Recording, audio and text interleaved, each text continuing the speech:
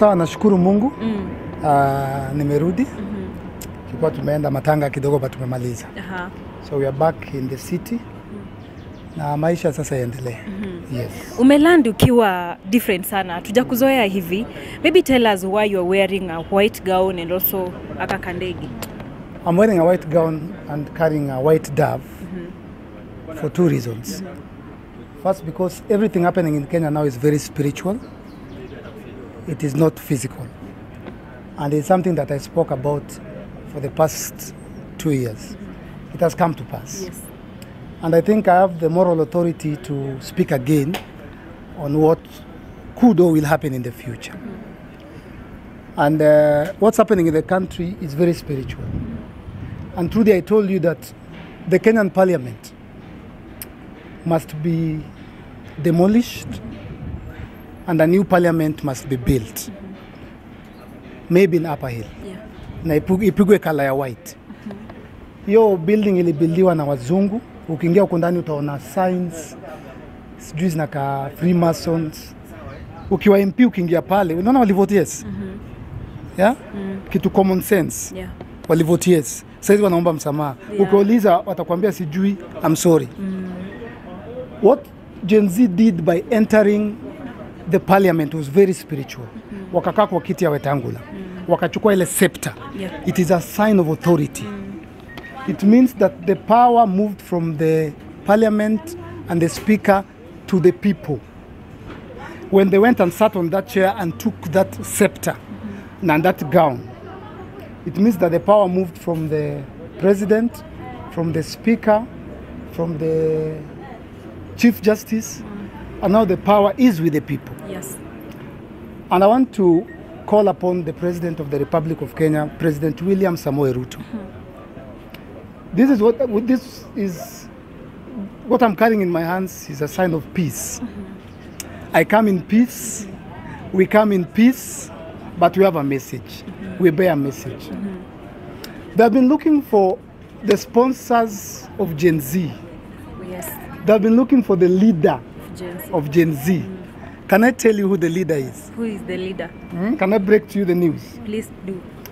The leader of Eric Omondi and Gen Z and the Mandamano and the demonstration and the revolution is William Samoei Ruto.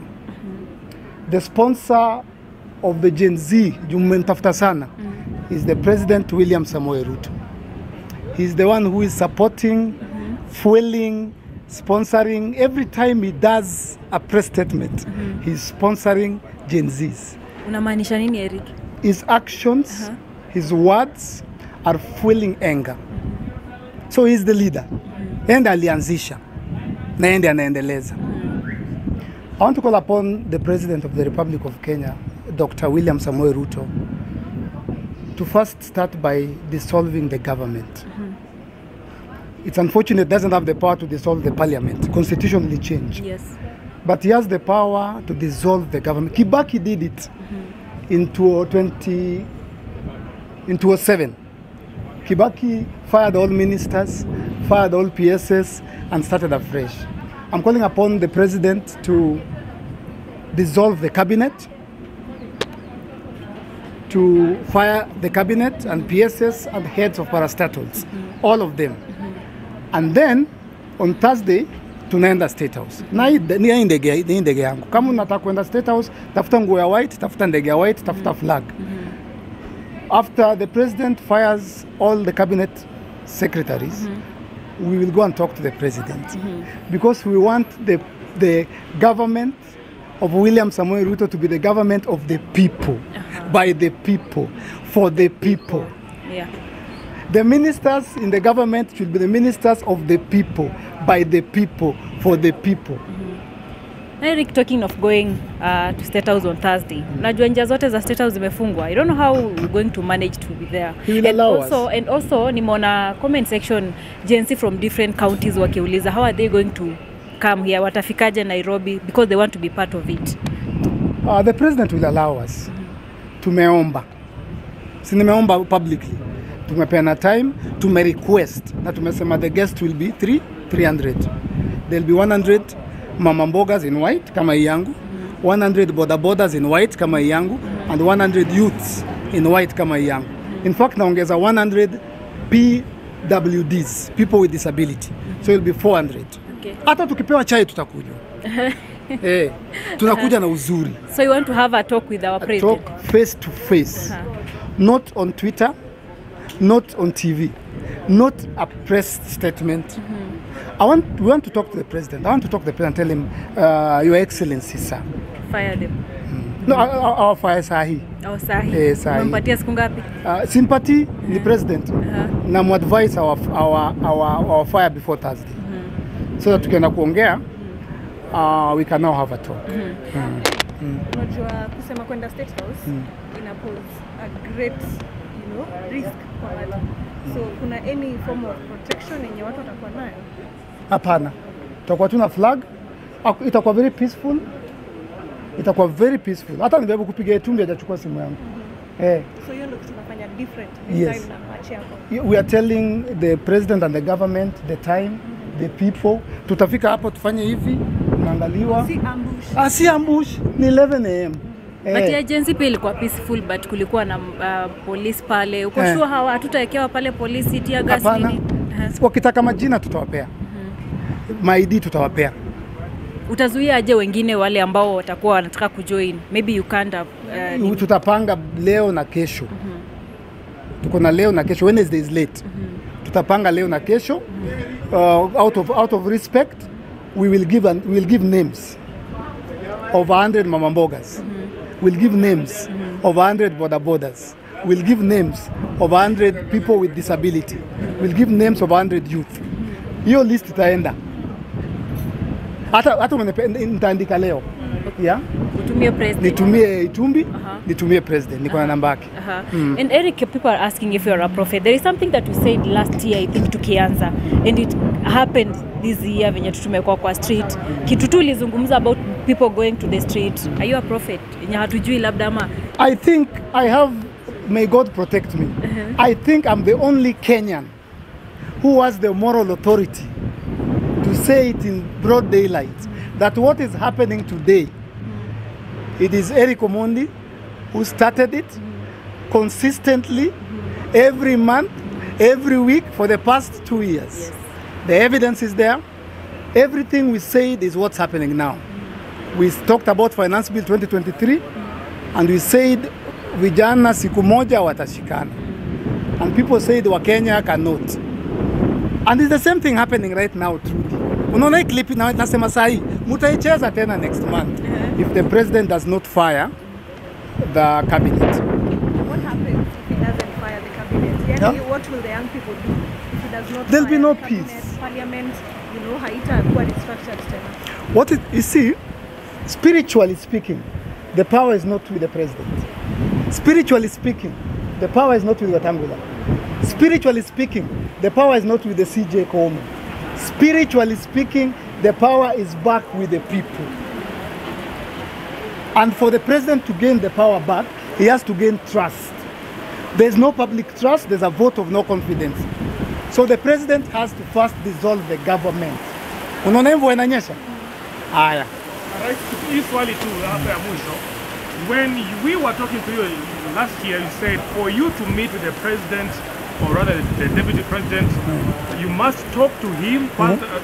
Awalete wa mama mboga, alete na watu wa bodaboda, na watu wengine ambao wanatafuta kazi. When did I say that? Last year. Last year? Yeah. Now the question is, has the president given you the green light to take these people to StateHouse? About to our ambush coming. Says the ambush president. StateHouse is a protected area. You can't just go. You have to seek permission. What I've done is public. I've done it on my Instagram, my Facebook, my Twitter. So it is a letter of request. Now, see notice, the polite notice.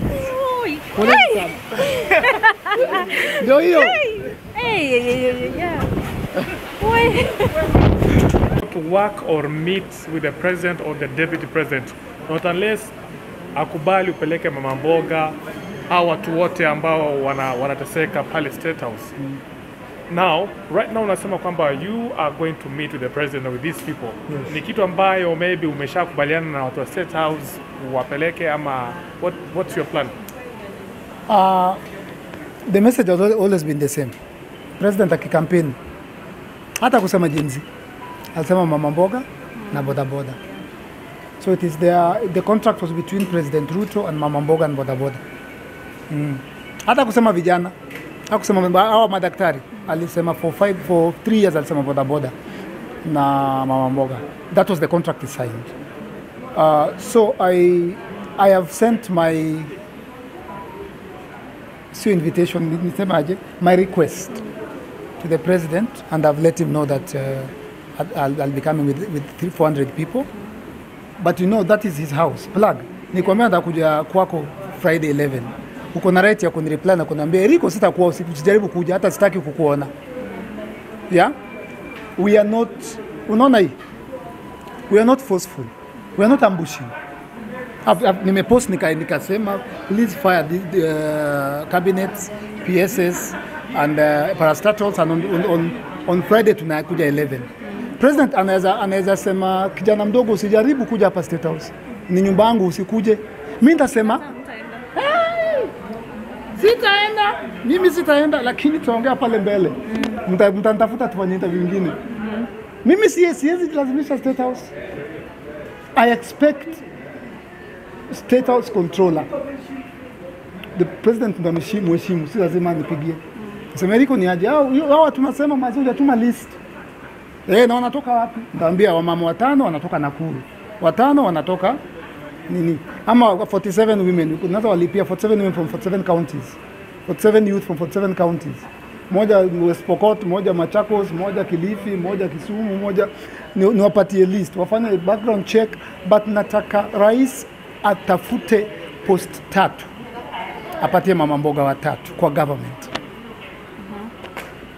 Atafute post 3. Apatie actual boda boda. Hao watu wa boda boda wamesoma bana. Ni watu wa KU. Ni vijana wako na mapapers. Afanye serikali ya mama mboga. Ataona baraka jaiona.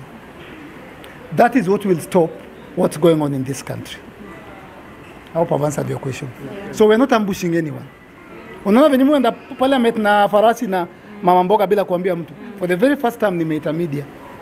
For the very first time nimeandika kwa pages zangu. Nikasema Friday 11 tunakuja na hawa.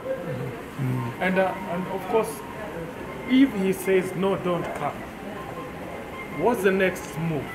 Will you still maintain that the president now should resign? Ama, what is the next plan? What I'm telling you is what will save our president, Dr. William Samoei Ruto. What I'm telling you now, what I've written on Instagram, is what will save his government. So he can do it or not do it. If he does it, the government will stay. If he doesn't hear it, unajua God alitupea free will. Plug siwezi kulazimisha na nyama kama utaki, like a fish. Siwezi kufanya hivi kama mtoi. Ukikataa na wachana wewe. Mimi na advice. Afire cabinets, afire PS, afire heads of parastatal and government officials, a dissolve government, akutana na mama mboga 100, boda boda 100, youth 100, people with disability 100. Kidogo hata nikienda kuongea nitaongeza hawkers, but sitaki kuongeza. Status ni dogo. Akutana nao, itakuwa tu ni 1 hour bro. 11 to 12. He's a busy man. So Eric, ukisema hivyo kuna vitu zenye unasema unataka afanye na kuna vitu zenye ashafanya. There are changes that he had announced, you know, atafanya kwa cabinet yake na nini. So you're not satisfied. Asirishafall. What's happening? Our cabinet secretary ndio wale walikuwa wanashika madoko marambe. Corruption iko, si wote tunajua penye corruption iko. So instead of losing the entire government, kuna opportunity ya the president to save the day. But if he doesn't do that, iko sawa. Parting shot basi tukimaliza mbaya. Sisi hatuna ubaya. Sisi hatuna vita. Nimevaa white, nimebeba davi ya white. It's a sign of peace. Tunakuja kwa upole, kwa unyenyekevu. Naomba rais wa Kenya Daktari William Samoei Ruto anikubalie nikuje na wamama na bodaboda na vijana na watu wa walemavu. Ijumaa saa 5 asubuhi, Alhamisi saa 5 asubuhi mpaka saa 6 asubuhi. Yeye ako na mambo mingi anafanya, ako busy. Hata chukua time yake, kuna vitu tutamwambia. Akitaka media ikuje. Yeah, kama taki media tufunge mlango tuongee na tuombe na tupendane. But I'm promising you, if that happens and I leave StateHouse at 12 on Thursday na nitoke kama hiyo imefanyika, utaona venye vitu zitanyooka. Asante sana rais. Asante sana.